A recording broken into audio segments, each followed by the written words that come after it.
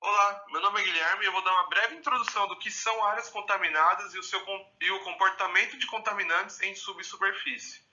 Bom, áreas contaminadas são locais que apresentam substâncias químicas em concentrações que podem causar danos à saúde humana, aos ecossistemas e a qualquer outro bem a proteger. Suas origens estão associadas a alguma atividade humana que fez uso de substâncias químicas, especialmente em áreas industriais e urbanas. Já suas causas estão relacionadas à deposição imprópria dessas substâncias no ambiente, e a sua propagação pode ocasionar a contaminação de solos, águas subterrâneas e superficiais, ar e também alimentos. Os impactos principais são os danos à saúde e à segurança da população exposta, os serviços e ecossistemas que serão prestados de forma inapropriada no local contaminado e a desvalorização de imóveis e impacto econômico que isso causa nas áreas contaminadas. Bom, para começar a tratar do comportamento de contaminantes em subsuperfície, nós começaremos a conversa com as fontes e tipos de contaminação de solo e água subterrânea. As suas características são definidas pelos tipos de fonte de contaminação, que são os tamanhos e a intensidade dessa fonte, os tipos de contaminantes associados e as características geológicas e hidrogeológicas do terreno. Eles podem ser classificados em quatro tipos: pontuais, quando ocasionam impacto no terreno em escala local, formando uma pluma de dimensões bem definidas. Pode ser linear, quando o contaminante adentra o solo em estruturas que ocupam espaço retilíneo unidimensional, como vazamento e encanamentos. Elas podem ser difusas, quando várias e pequenas fontes de contaminação se espalham por áreas que podem alcançar centenas de quilômetros quadrados, como a aplicação de pesticidas em áreas agrícolas, ou pode ser multipontual, que é a superposição de plumas de contaminação de difícil individualização. São várias plumas, cada uma com suas características, que unidas formam uma contaminação multipontual.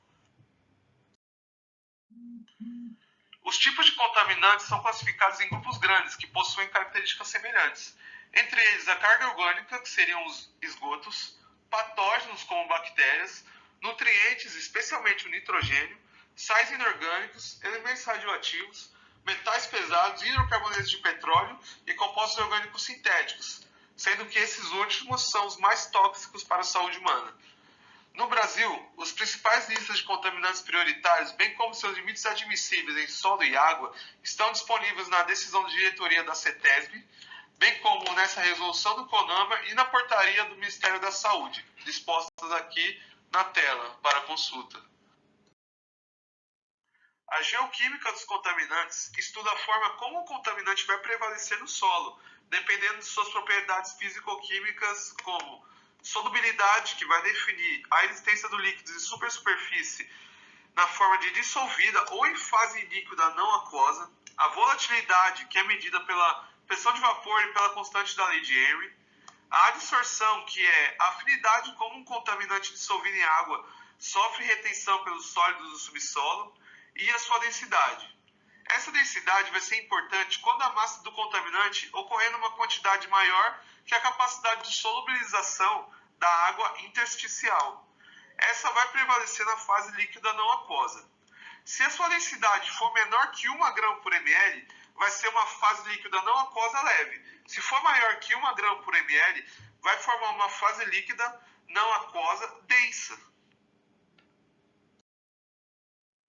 Simultaneamente aos processos físico-químicos, ocorrem processos de atenuação, que reduzem a massa do contaminante. Ocorrem processos químicos e biológicos em que o contaminante ele é transformado em outro composto ou ele é destruído. O transporte do contaminante dissolvido em aquíferos se dão em quatro formas. Podem ser por advecção, onde um transporte se dá na mesma direção e o sentido do fluxo da água subterrânea, e essa velocidade média da água é referência para a determinação da velocidade real do centro da massa da pluma. Pode ser por dispersão, onde produz um espalhamento da contaminação por causa da variação da velocidade real da água do aquífero. Pode ocorrer a retardação, onde ocorre a redução da velocidade do contaminante em relação à velocidade média da água, por causa dos fenômenos de adsorção. ou ocorre o decaimento, onde é observada a diminuição da massa do contaminante por causa dos efeitos de atenuação. Todas as equações estão dispostas aqui na tela e podem ser consultadas no capítulo do livro disponível no Drive. Aqui podemos ver um esquema ilustrativo dos fenômenos explicados anteriormente. Aqui temos o estado da partícula em T0 e em Tx, e do lado está listado quais os efeitos que ela sofreu. Em relação aos modelos conceituais e matemáticos aplicados ao estudo de contaminação, temos as definições dessas normas da ABNT e da ESTM, que dizem que um modelo conceitual e matemático se trata de uma representação escrita ou gráfica de um sistema ambiental e de seus processos biológicos, físicos e químicos, e que determinam o transporte dos contaminantes a partir das fontes, através dos meios, até os receptores envolvidos no processo. Bom, os modelos conceituais são representações qualitativas do evento de contaminação, desde sua origem, seus caminhos de espalhamento e de que forma alcançam os receptores da contaminação. Elas representam essas três principais perguntas que surgem no gerenciamento ambiental de áreas contaminadas.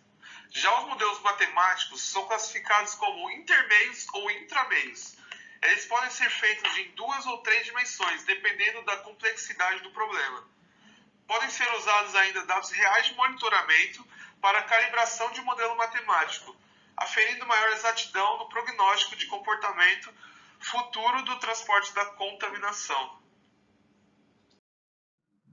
Oi pessoal, aqui é a Verônica e eu vim falar um pouco sobre o tópico 2, técnicas de investigação em áreas contaminadas.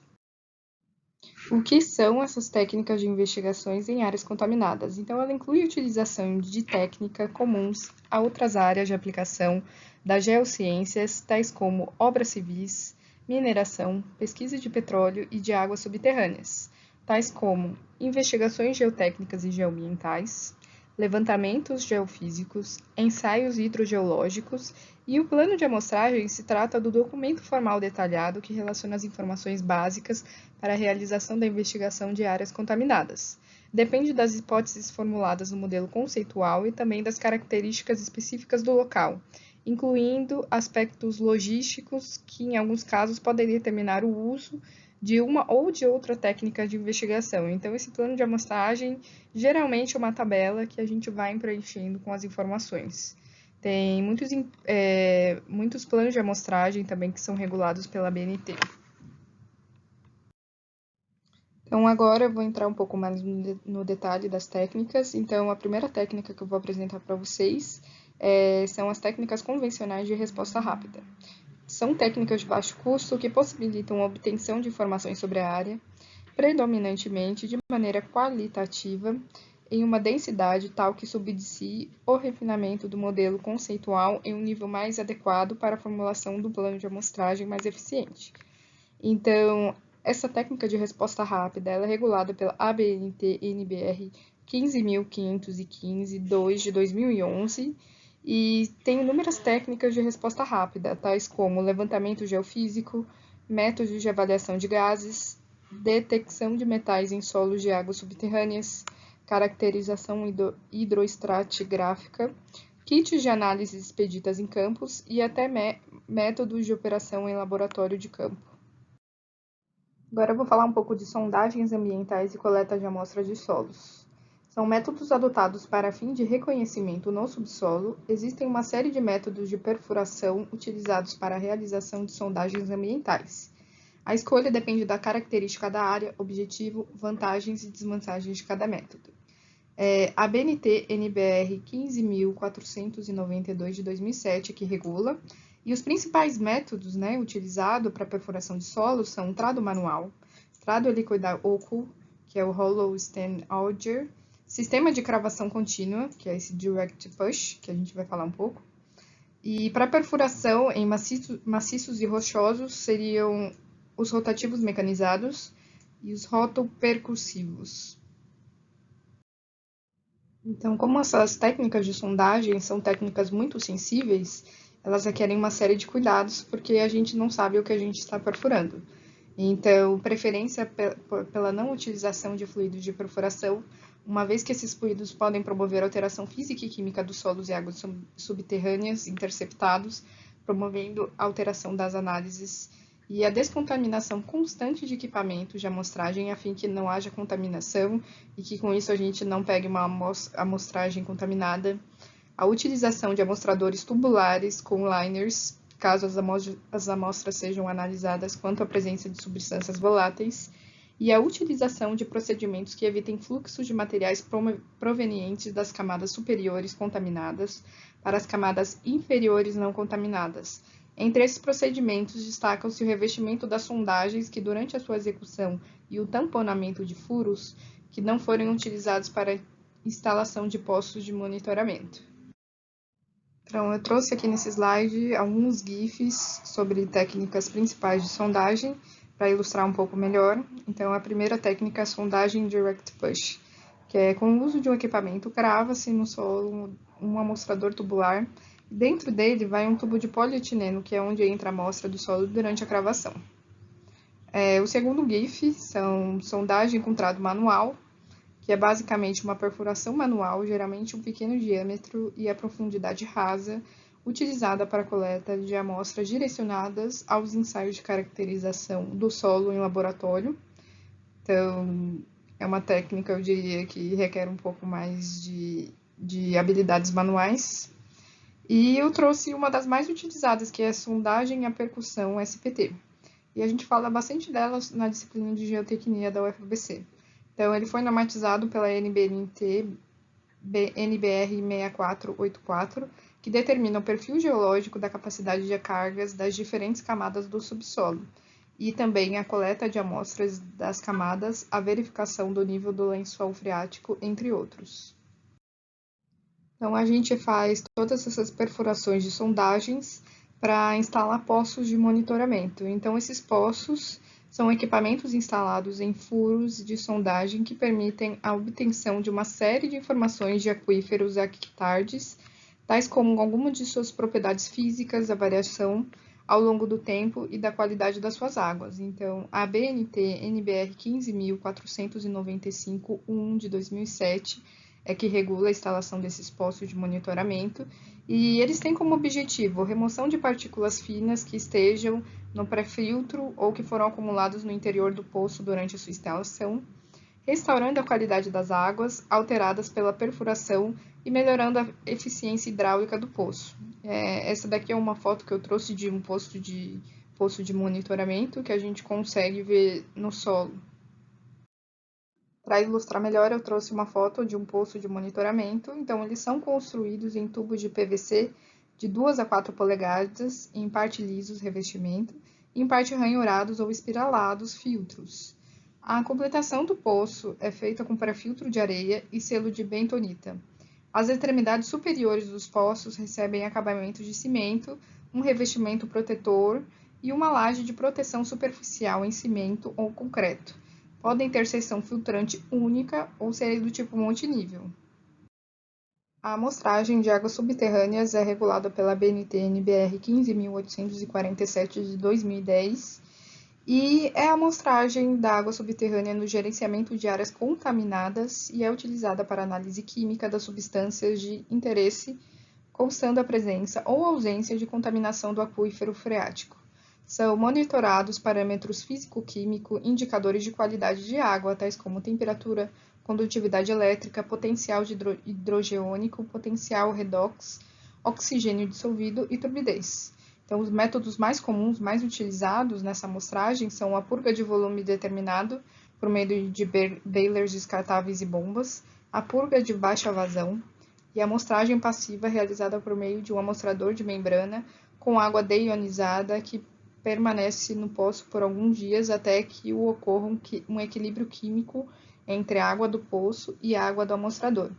E para as técnicas de águas superficiais, também deve ser utilizada com base nessas normas da BNT NBR 9.894 de 1987 e a NBR 9.898 de 1987, assim como para águas subterrâneas no estado de São Paulo. As empresas que efetuam essa atividade devem possuir creditação no Inmetro, em atendimento da norma ABNT, NBR, ISO e EC 17025 de 2005.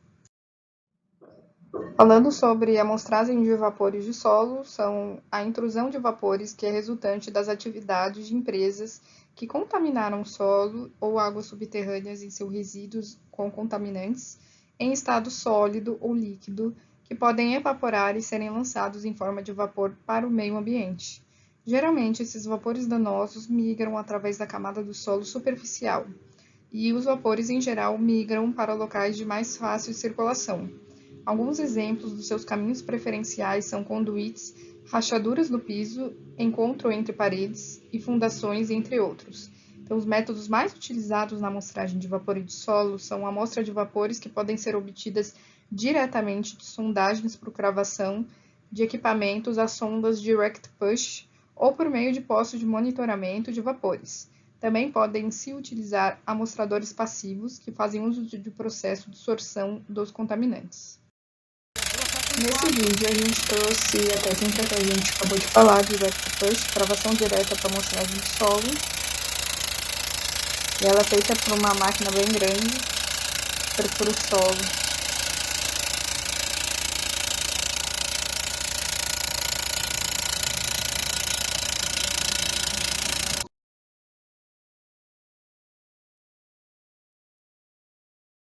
Oi, eu sou a Priscila e vou falar um pouquinho sobre o gerenciamento de áreas contaminadas. Então, o que é esse gerenciamento? É uma abordagem técnica executada em etapas, cujo objetivo é reduzir, em níveis aceitáveis, os riscos que tanto a população quanto o meio ambiente estão expostos por conta de substâncias provenientes de áreas contaminadas. Então, essas etapas elas devem ser executadas de forma a assegurar que a atividade contaminadora, o meio físico, uso e ocupação do solo e as alterações decorrentes da contaminação sejam adequadamente caracterizados. Por que isso? Para que seja possível proporcionar os instrumentos necessários à tomada de decisão, para que futuramente seja possível realizar formas de intervenção adequadas para a reabilitação dessa área contaminada. Então, esse aqui é um fluxograma do processo de gerenciamento de áreas contaminadas. Como eu disse, ele é realizado em etapas e eu vou entrar em detalhe em cada uma delas. Então, inicialmente, temos aqui a avaliação preliminar. Então, qual é o objetivo dessa avaliação preliminar? É identificar evidências, indícios ou até fatos que indicam que há contaminação em uma área que possua alguma atividade potencialmente contaminadora. Então, esse é o indicativo. E quando ela deve ser realizada? Então, em situações de descomissionamento ou desmobilização, mudança de uso do solo futuro pretendido, convocação por parte do órgão ambiental regulador ou até mesmo por licenciamento ambiental. Então, ela deve ser realizada através de um levantamento de informações pré-existentes sobre a área, que são obtidas através de pesquisas em documentos, processos relatórios.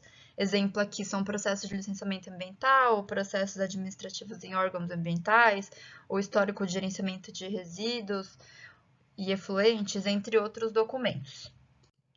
Além disso, também é possível realizar inspeção de reconhecimento em campo das suas instalações e da vizinhança e fazer o registro fotográfico detalhado.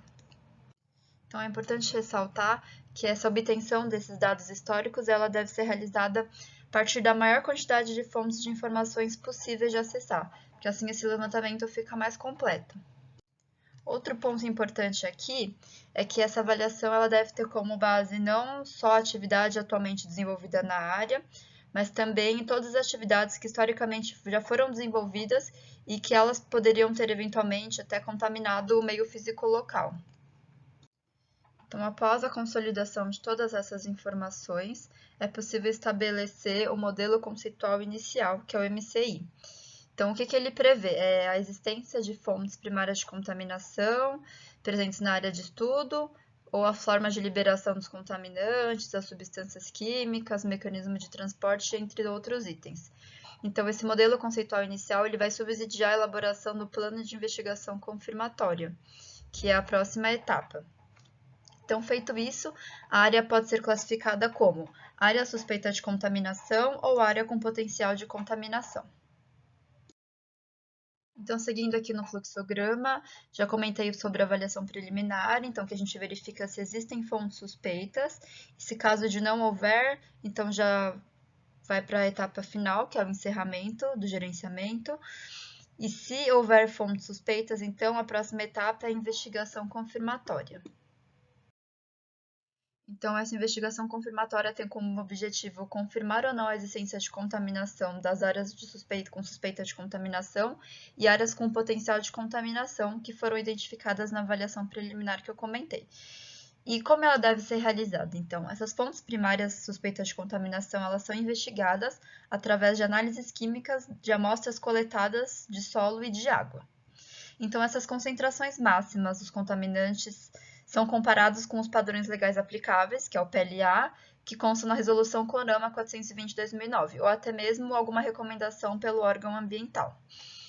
E caso esses resultados das análises sejam superiores aos padrões legais aplicáveis, essa área vai ser classificada como contaminação sob investigação, que a sigla é ACI. Então, feito isso, no final desta etapa, o modelo conceitual confirmatório MCC deve ser desenvolvido, então, a partir do modelo conceitual inicial da etapa anterior da avaliação preliminar.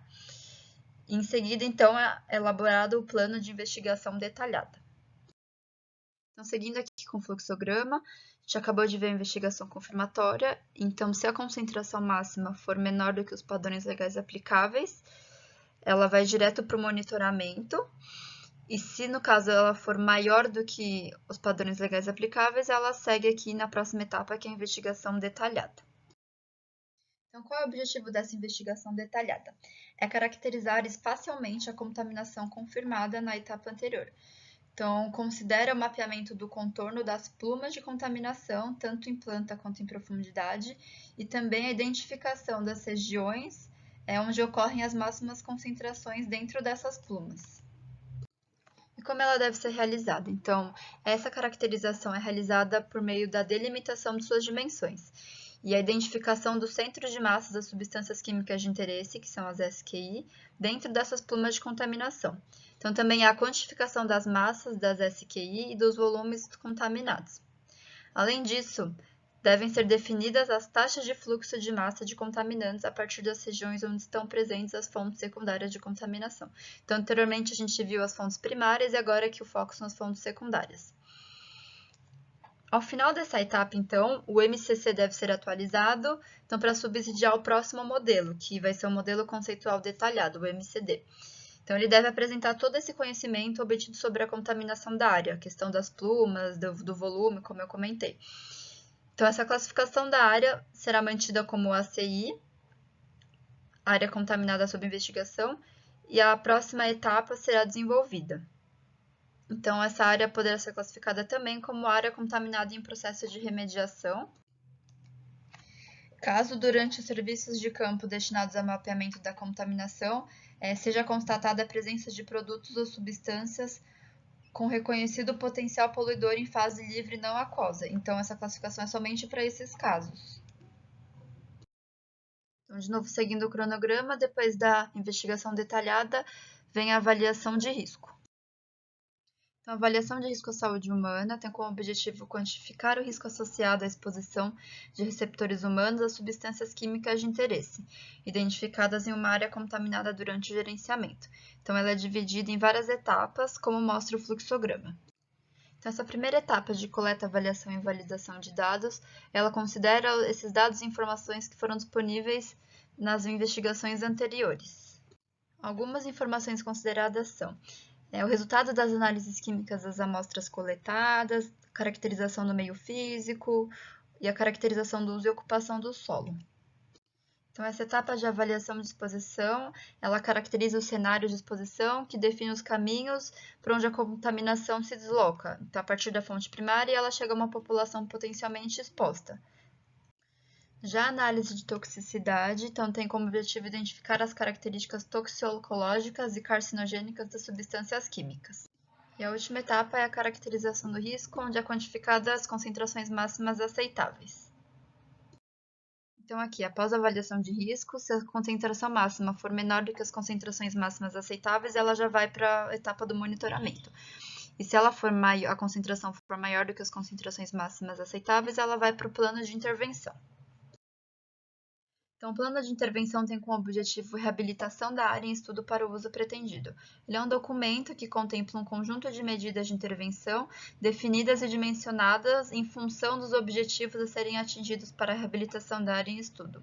Então, ele leva em consideração uma série de itens já avaliados e analisados nas etapas anteriores, como, por exemplo, a natureza das substâncias químicas de interesse presentes, características dos meios contaminados, dos cenários, disposição previamente qualificados, o nível de risco previamente quantificado, o uso pretendido para o local, da proteção dos bens e da eficiência ambiental associada às medidas de controle.